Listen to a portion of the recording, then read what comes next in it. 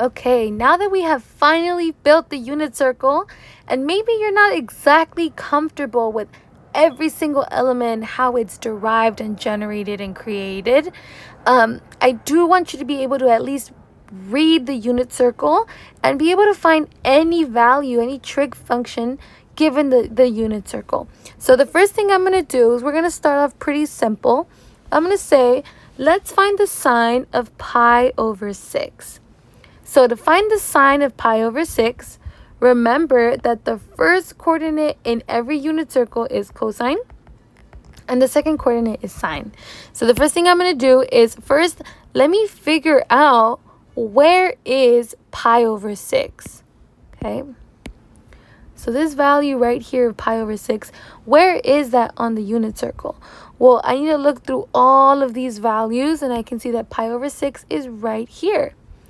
And I want the sine. And remember, sine is the second value. So I'm going to look at this coordinate, and the second value is 1/2. So sine of pi over 6 is 1/2. Okay. Let's move on to another example. And I'm going to say, let's find the cosine of 225 degrees. This time I'm going to give you a degrees one. So cosine of 225, well, where is 225 on my unit circle? I'm going to say 225 is right here. And I'm going to be using this coordinate. And cosine, remember that cosine is the first value in that coordinate. So the first value in my coordinate is negative radical 2 over 2. And that would be my answer for cosine of 225. Okay. Moving on, let's find the tangent. Okay. Let's find tangent of 11 pi over 6. I don't know. We're just throwing things out there. So for 11 pi over 6, our coordinate here is 11 pi over 6, right? Our coordinate only gives me cosine and sine. But remember that tangent is sine over cosine. So I could use my sine is negative 1/2. And the cosine is radical 3 over 2. And then, I hope you know what's next. We hamburger, LOL. And hamburger just means to divide complex fractions. Negative 1 times 2 is negative 2 over 2 radical 3. These 2's are going to simplify out. And I'm left with negative 1 over radical 3.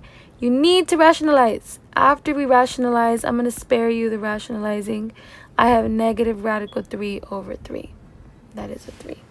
Okay?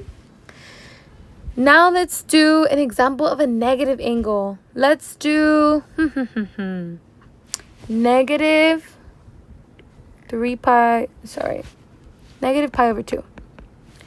Well, I need to be able to graph different angles on the unit circle. So I always begin by doing my initial side. And then I want negative pi over 2. So I'm going to be going downward. And we know that pi over 2 is a quarter of a circle. And it's the same thing as 90 degrees. So here would be negative 90 degrees. So even though this isn't labeled, this line right here is the same thing as negative 3 pi over 2. So to find the sine, I'm going to need to use this coordinate, 0, negative 1. That's the coordinate that I'm going to be using. Okay, and I landed right here. So I'm using 0, negative 1. Okay. Now, I need to be able to find the sine. So all I need to do is say this is cosine and this is sine. So my value is negative 1. Let's do cosecant. Let's try cosecant of 2 pi over 3. Okay. So remember that cosecant is the reciprocal of sine. And when I say reciprocal, it means 1 over sine. So let's find the sine of 2 pi over 3 and then put it in the denominator. So at 2 pi over 3, I'm going to erase all of this. At 2 pi over 3, I am right here. And I want the sine. The first one is cosine. This is sine. So I'm going to say 1 over radical 3 over 2. And we can either hamburger or use multiplying by the reciprocal. And I'm going to get 2 divided by radical 3. After we rationalize, that would be 2 radical 3 over 3. Okay? Secant. Let's do the secant of pi over 3. Okay? Secant is the reciprocal of cosine. So first, let's find the cosine, and then we'll put it in the denominator. And I'm going to erase a little bit of that last example to make some space. Okay? So at pi over 3, I am here. Okay? And I want the cosine to be able to find the secant. So the cosine is 1/2. And I use complex fractions or multiplying by the reciprocal to find that the secant is 2. Okay? Let's do cosine of, let's do an easy one because I feel like we've been working hard. Cosine of pi. So that means I find pi on my unit circle, which is right here. And cosine is the first coordinate. So cosine, the first coordinate at pi is -1.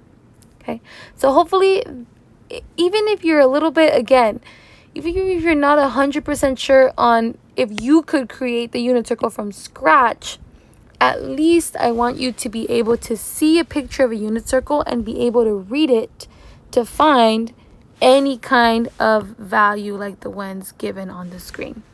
Okay. Now, there are some tips to memorizing the unit circle that I've seen that can be helpful, because unless you can generate it using triangles and coordinates, you are going to need to memorize this. And so already there's a lot of repetition that happens on the unit circle. Like if you notice, these two coordinates are repeating themselves. These two coordinates are repeating. These are the same numbers, right? Maybe not the same signs, but they are the same numbers. 1/2 radical 3 over 2, 1/2 radical 3 over 2. Same thing over here. These numbers are also the same. These are the same. And these coordinates are the same, right? And then that's up and down repetition, like vertical reflection or repetition. I can also do this horizontally. These two values are the same. These values are the same. These values are the same. These two coordinate numbers are the same. The numbers in these coordinates are the same. And the numbers in these coordinates are the same as well. So there's so much repetition going on here, right?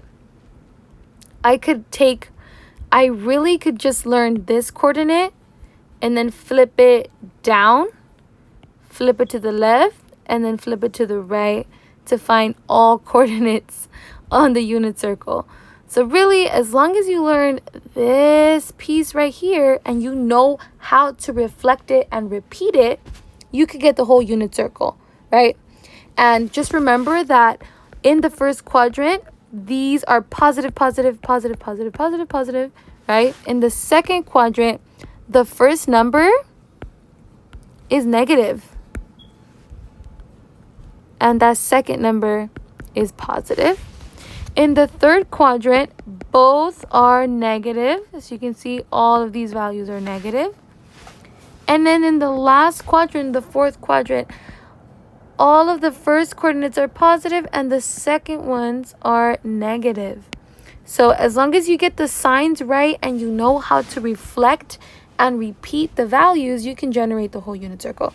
Now, some other tips to memorizing unit circle that I've seen is when I'm looking at the cosine values, and we're just going to talk cosine, okay? We always want to read it counterclockwise, right? Like in the positive direction of the unit circle. Cosine is 3, 2, 1. And sine is 1, 2, 3. And everything has a radical. And everything is being divided by 2. All of these coordinates are being divided by 2. Okay? So that's one way to memorize the unit circle. Cosine goes 3, 2, 1. Sine goes 1, 2, 3. Another trick to memorizing the unit circle is to use your hand. Yeah, your hand. So you're going to take out your hand in front of you, in this case, your left hand, right?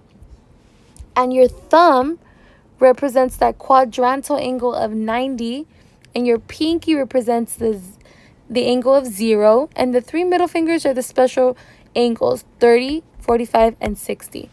Now, to find the cosine of whatever angle you want, you count the fingers above. To find the sine, it's the fingers below.